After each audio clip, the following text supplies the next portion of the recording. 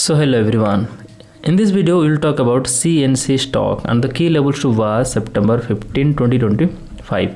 In last trading session the stock formed a bearish candle, dropped to 2.41%, closing at $33.26. The first key support level is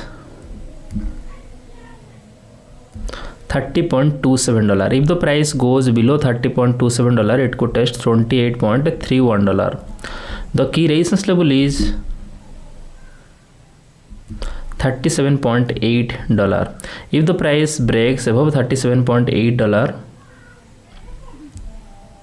it could test 33. It could test $53.12. That's my view on CNC stock today.